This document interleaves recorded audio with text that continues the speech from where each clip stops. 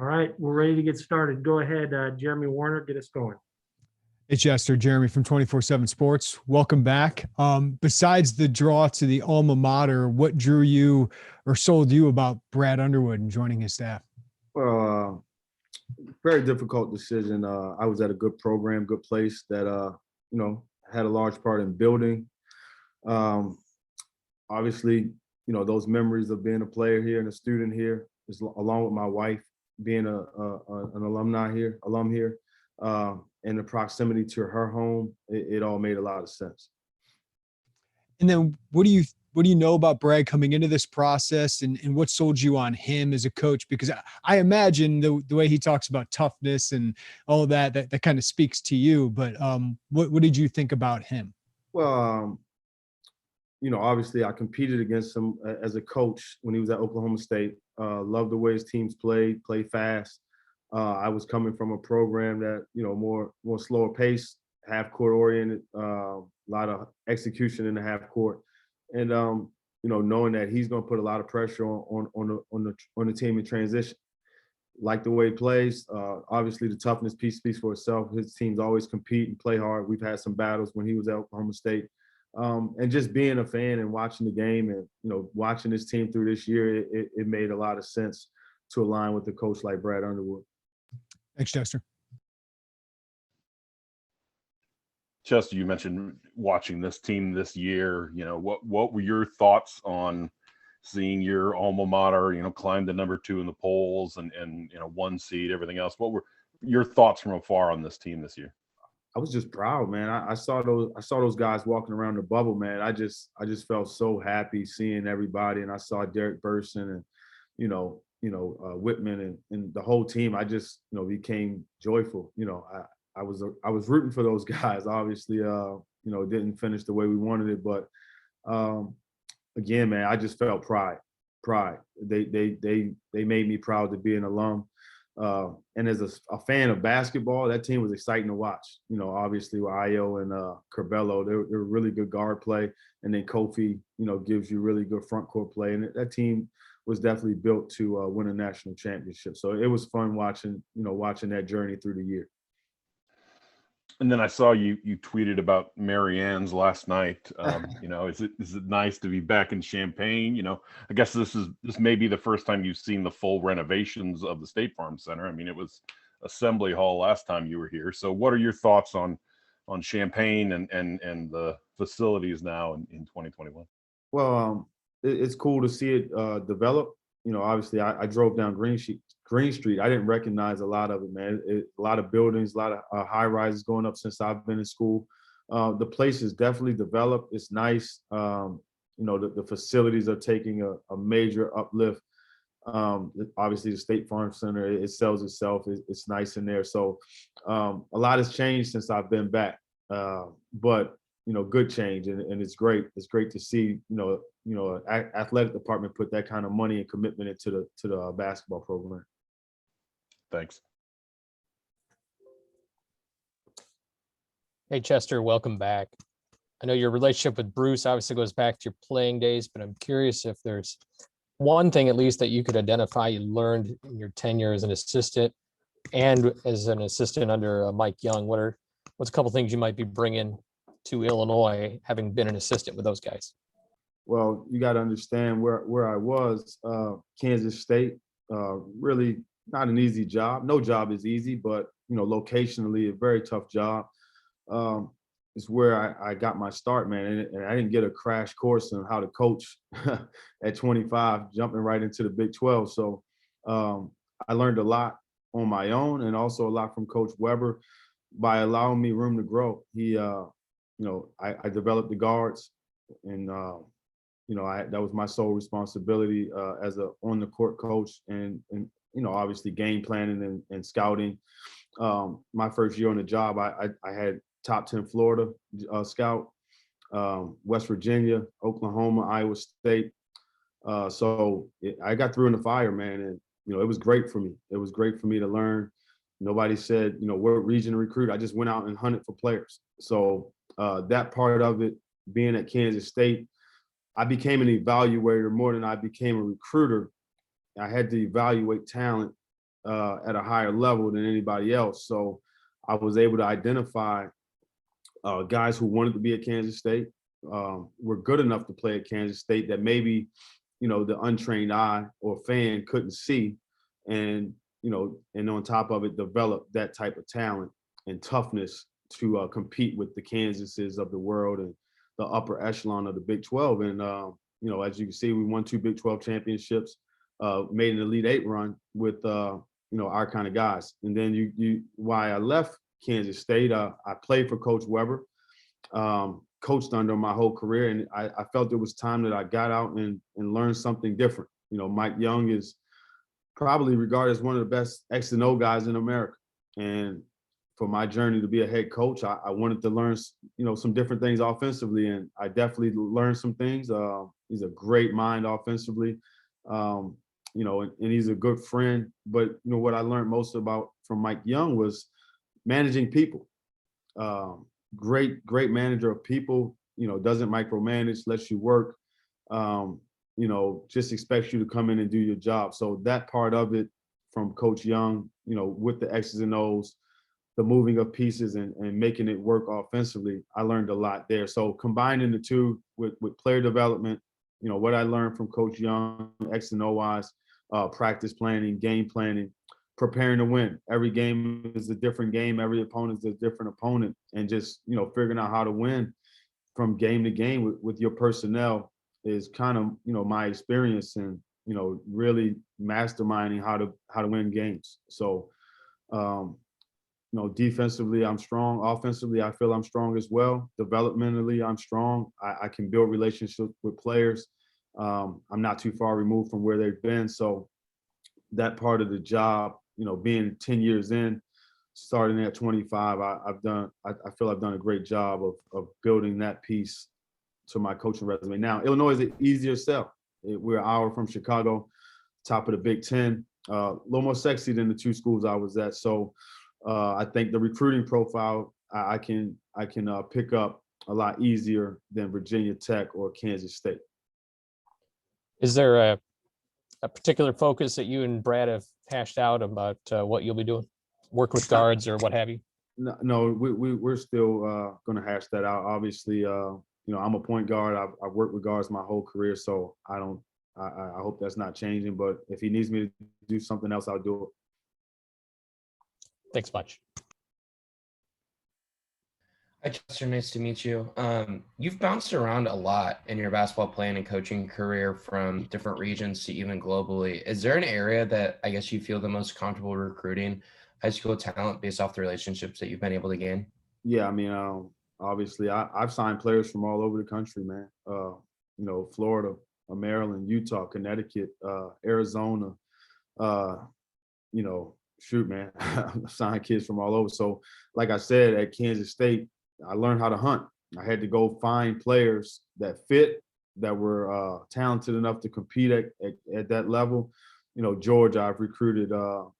Anywhere, on up and down the East Coast, I'm good. I have a lot of relationships, but being in Kansas State, I've built relationships all over the country. So even in the West Coast, so I can make a phone call anywhere and locate a good player.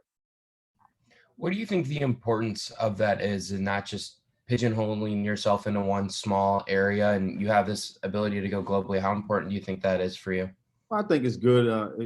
If you miss on a few kids, you're never out of the game. So, just being able to have different reaches. Obviously Illinois is a global university, and you look at the team now. I mean, not all the kids are from Chicago or Illinois. So it's important that you can branch out and get players from all over. Thank you. I appreciate it. Hey, Chester, welcome back to Champaign. To follow up on recruiting, what have you done here since getting hired to hit the ground running, and what's your approach recruiting wise now that you're wearing the black eye? Well, obviously, recruiting at Virginia Tech's a little different. Mike Young's system requires, it's not a big emphasis on athleticism, even though you had to have athletes to compete in that league. He wants the best skilled guys, guys who can shoot the basketball, that don't need the basketball in their hands to be effective. You're running a true motion offense where you're running off pin downs and different screening actions. And, obviously you're going to play at a slow pace at Virginia Tech. Here, it's a high octane transition, scoring the first 7 seconds. Guards that are fun to watch, that can make plays with the ball and make plays for other people, like Ayo and Curbelo. So there's a lot of those guards out there. And, no knock on Virginia Tech. We had to get the right pieces to fit what we did at Virginia Tech. Now here, there's tons of kids who can make plays. And, my focus right now is locating those guys that fit, not only as a basketball player, but from a character standpoint and a toughness standpoint. We have to remain the toughest team in the Big Ten to compete. So I have a few guys in mind. Me and Coach Underwood are going to sit down and go through my list of guys that I've been in on for a long time and see what fits, and we'll evaluate from there.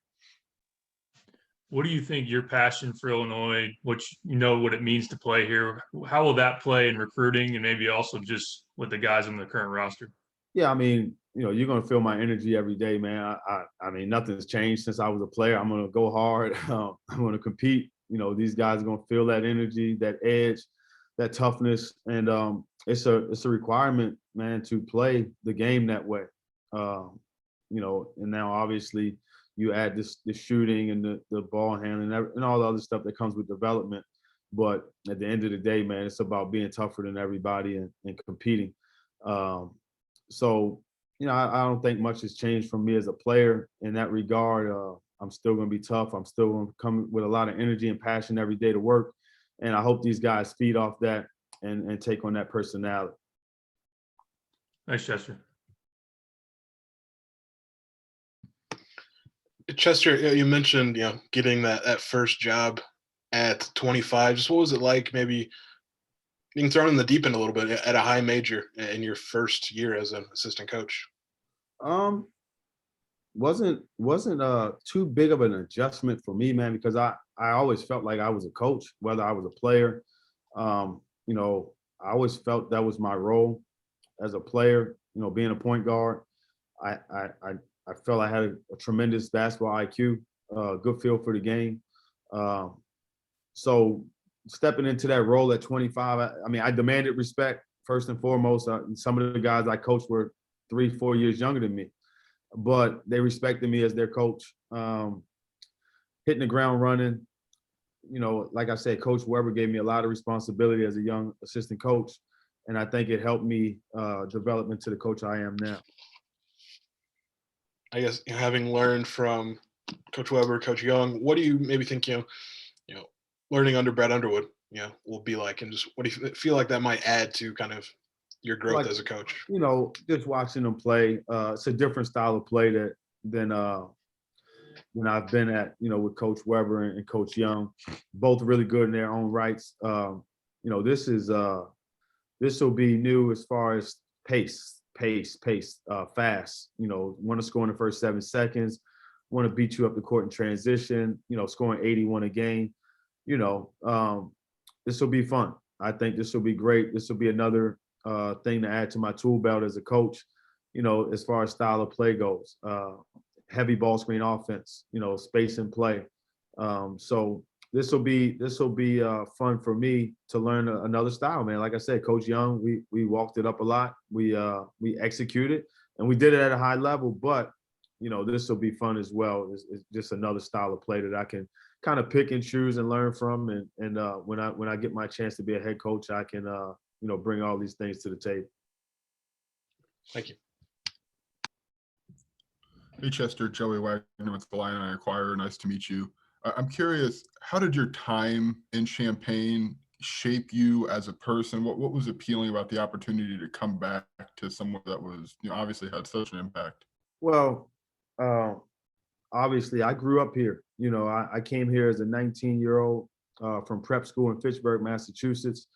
From Baltimore, hadn't been around much diversity in my childhood. So just meeting people, networking, and obviously, I went through some tough times here as a player and, just as a person, which, every student athlete goes through. But it really showed me how resilient I was, how tough I really was. I thought I was a tough dude, but when you're tested in life, man, it really challenges you. And I don't think I broke one time here.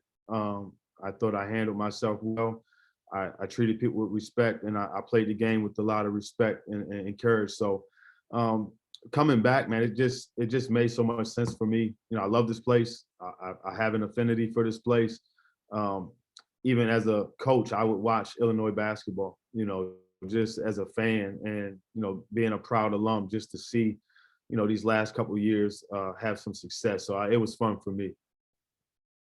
And I'm curious, the conversations with Brad, how did those get going? Was Illinois a job that you thought, if that comes open, I would probably have to really consider an opportunity to go there? Or how did this kind of pick up the steam to get us to this point? Honestly, I was all set to return to Virginia Tech. I had no idea this was going to happen. We talked about it as a family, me and my wife, when Brad called Coach Young. Coach Young is a great friend of mine. And that was hard. That was hard because the way he treated me, the responsibility he gave me as a coach, I felt like we were building something special. And I didn't know Brad as well as I knew him. And, that's a hard thing in this business, is the trust. But, I did my due diligence, called around, asked about Brad. Everybody came back and said Brad was a good dude to work for, good coach, won't micromanage you, will let you coach. So to tie it on top, hey, this is my alma mater, man. It's hard to say no. But not only that, man, I like I said, I tell people this all the time. I didn't win a Big Ten championship while I was here, and that haunts me, man. Because I know I sacrificed a lot to play at the University of Illinois. My body, I played hard every night, and that includes practice. And a lot of times I played hurt, but I didn't win a Big Ten championship, and I greatly want to do that. I have 2 Big 12 championships, an Elite 8 run at Kansas State, but nothing would make me happier than to win the Big Ten championship at Illinois. Thank you, Chester. Nice to meet you. Hey, Chester, Brett Barons, WCIA. When you started coaching, did you have visions of being where you're at right now? Meaning where I am? What do you mean? An assistant at Illinois. Honestly, man, no. That wasn't a thought process for me. It just, me coaching kind of happened just like this job happened. I was playing ball. I'm in the playoffs in Germany, and I'm set to sign a 2-year deal to go back. And Coach Weber calls one night, and he's saying he might take the job at Kansas State. Did I know Rodney McGrew? I know some people that know Rodney McGrew. Coach, why? What's going on? Well, he's thinking about leaving. And I want to make sure he stays. He's a really good player. All right, I got on the phone. I called. This probably was my first recruit. I called a few people that knew Rodney, and he was out the door when Frank Martin left. He was thinking about leaving. So I convinced him that he should stay. Then he asked me, he said, "Are you coming?" I said, "Nah, I'm still playing, man. What do you mean am I coming?" So he's like, "Man, I would feel a lot better if you came." Coach Weber calls and says, "Well, are you ready to start coaching?" So now I got to think about my future. Okay, I'm doing pretty well overseas. I'm making good money, and actually we're winning. And another guy that my coach was American. He played at Stanford, John Patrick, and Coach Weber just said, "Look, are you ready to start?" And I had to go back and think. I looked at my wife and I said, "Well, I probably could play another 6-7 years. I'll probably be walking funny when I'm done, but I probably got another 6-7 left. But I can coach for another 50 years." So it became and I knew I wanted to coach, and I know how hard it is to get in at that level. So it was a no-brainer. It was easy. It was an easy decision for my future and doing something that I already loved doing and wanted to do. What did Brad tell you, or did he have to sell you on anything about this job? There was nothing to sell. There was nothing to sell. My sell was to myself. I want to win a Big Ten championship and compete for a national championship. All he had to sell me on was him, and not really sell. I just had to get to know him a little bit better, and build that relationship and start to build that trust. Everything else about this place, I love. I love this place. I love this town. Obviously, I miss some of the food spots, as you guys can see, but I mean, look, man, this is where we went to school. This is where I met my wife, man. This place is special. Thanks, Chester. Hi, Coach. Doug Bouchon from Rivals. Before you got to Illinois, Coach Underwood signed 3 kids in the 2021 class. Have you been in contact with those kids? What's that conversation been like? And what's kind of their reaction to the changes on the coaching staff?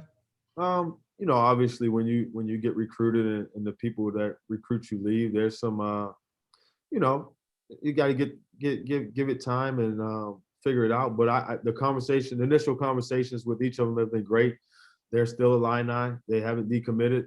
So that's encouraging, and just starting to build that relationship and that trust back. Obviously the guys that recruited them left. So, I'm trying to pick up the pieces where they left off and let them know that, hey, you're still committed to the University of Illinois, and this is a great place, and you came here for a reason.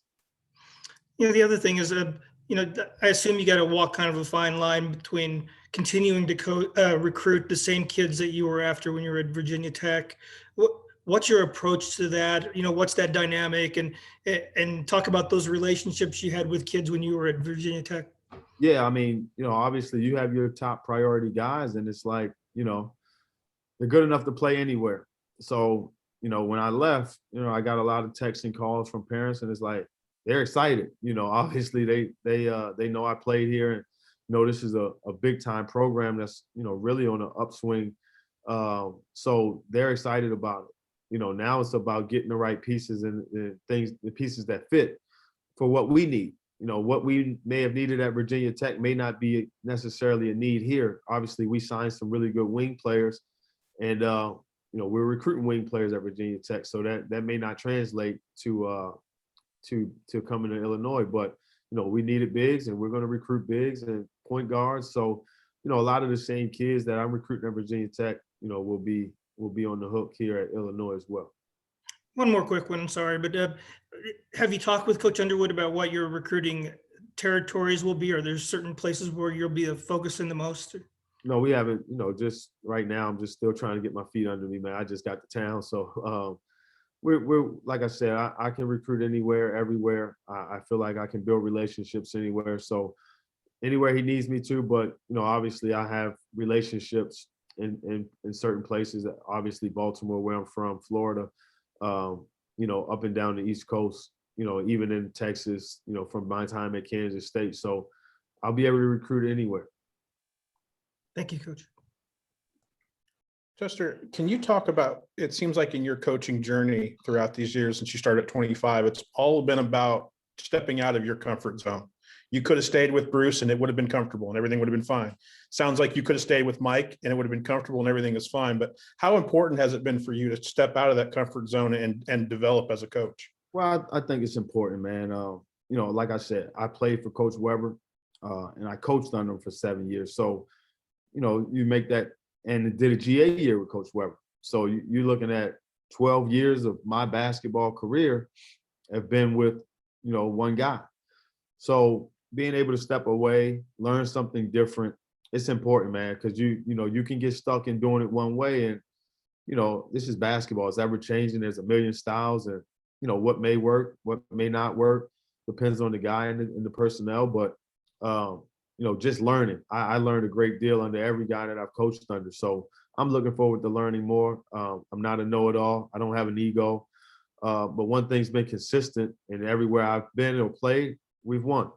We've won to a certain degree. So I don't plan on that change. Thanks, Chester. Appreciate it. Welcome to Champaign. Thank you. Yes, Joey, I'll go now. So Green Street's changed a lot. I think you probably also are wondering who all these people are that you're Zooming with. Is Jeremy the only other guy that was here when you were last? Let me look around here. No, I remember Sturdy. Obviously I know KP. Steve's been around for a while. Steve Kelly's been around. Piper, I know from following. Where is Lauren Tate? He's still alive. Jesus Christ. Rob, obviously know you. So no, man, it's good to see some familiar faces, man. John Sapini, there he is. There we go. Okay, so I see some familiar faces. You mentioned right away being closer to Sarah's family. Would you give us an update on how everybody's doing? Family's great. I have a 3.5-year-old son, Cameron, and a 6-year-old daughter, Chandler. My wife and I met here, and we've been together since our sophomore year of college. Did you want to get Ann and Bob closer to the babysitting duties? Is that it? Listen, so they would come wherever we were, they would come during the season because they know, it's hard, man. I mean, when you got scouting reports and recruiting and, you're on phone calls, it's hard to, be a present dad full time. So they help me out a lot. My mother and father-in-law, they are a big deal to me and my wife. So they make my job easy.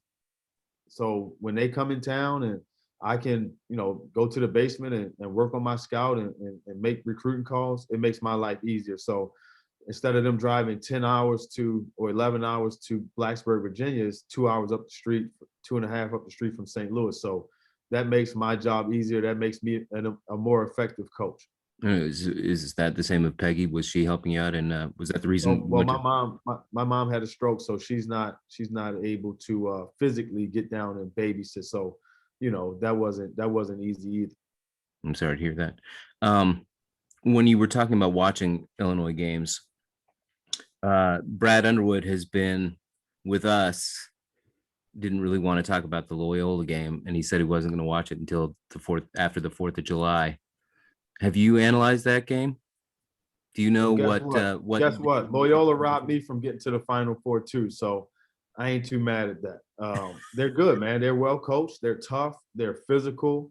Krutwig was a big time matchup nightmare. And again, we witnessed the same thing when we played them. They're a very physical basketball team, really sound defensively, and they were unique offensively, and they could lift their big guy or post them and play a lot of dribble handoffs with their guards, and that could bring Kofi out on the floor. So it was a unique matchup going into the game. I didn't know that they would defend as well as they did, but hats off to Porter Moser, man. He's done a great job. My last one, I want to talk about your intellectual growth a little bit more. You already mentioned how you grew up here, and being 35 is a lot different from being 19. Vocabulary changes, your view of the world changes. Is there anything that you'd like to continue to grow on outside of the basketball thing as you move into this particular job? No, not really. Not really. Vocabulary changes. I don't know what you mean by that. But I mean that you use expressive language as many people do differently when they're 35 than they do when they're 19. It's just that you've Rob, man, am I a passionate, fiery competitor? And may I say some bad words sometimes? Sure. I am not walking around using explicit language every day. I'm a dad, a parent, a husband. I've grown a lot since you probably saw me as 19, 20-year-old. So no, man, there's not really much, man. I feel like I've grown a lot, man. I've been around, I'm a worldly guy. I've lived in another country. I lived in the Midwest, the East Coast. So I'm one class short of a master's degree, man. So look, that's pretty good for a guy that's coming from the projects in Baltimore. So no, I agree. Growing up a lot. I agree. And I guess the one offshoot of that is just the change that you've experienced since you were first here. It's also not just mental and intellectual, it's also physical. You're at a point in your life where you can still kind of combat with these guys in practice. Oh yeah. And that changes a little bit over time. No, I'm still there, man. Look, man, the tank is still there. I can still play. I still practice. I still demonstrate. I still get out on the court and play. So look, I'm not 50 years old, man. I'm 35. Well, I'm 50 years old and it hurts. Good for you, Rob. All right, let's get to Joey. Chester, I'm curious, when was the last time you were able to spend any extended time in Champaign? What were the emotions like getting back into town, driving up to the State Farm Center today? Or was crazy. You know, the last time I was even in Champaign was at Coach McLean's funeral. So, but extended time, man, it would have to be my GA year when I was a grad assistant. So, you know, just driving around and seeing all the new restaurants, man, it's been cool. It's been fun seeing all the new apartment buildings, seeing all the changes to the facilities. It's been cool, man. I've enjoyed it. Breathtaking, to say the least. My wife, she doesn't even recognize the place. So it's fun to see a town grow and be progressive, especially a college town that's so passionate about sports. When is Mary Ann's on the schedule for you then? You know, Mary Ann's might have to be when I get back. You know, I'm gonna be here for a little bit. Gotta get home, get the house sold, and you know, check my daughter out of school. But it'll be soon. It won't be long. It won't be long. Thank you. Welcome back. Thank you. Hey, Chester, Nico Heffler with Fox, Illinois. As a point guard, you're coming into a program that you've kind of kept an eye on. What have been your thoughts on Andre Curbelo, a young, talented point guard that you're going to work with now? Special. He's got high-speed Wi-Fi upstairs. That kid's smart, intelligent, crafty, elite playmaker. You know, he's got it, man. That kid's special. I thought he gave stability to the lineup at times with his ability to make everyone better. You know, Ayo obviously was the closer and the go-to guy, but you know, Curbelo just made everything work, man. I mean, he's a CEO, so that kid can do a lot of things on the basketball court. I can't wait to work with him. Thanks, Chester. All right, that's all time we have for Chester. Chester, thanks for joining us and spending so much time. We're going to switch out here and get Coach Underwood in the chair. Hang on. Thanks, man. Thanks, Chester. Thanks, Chester. Nice to meet you. Appreciate it.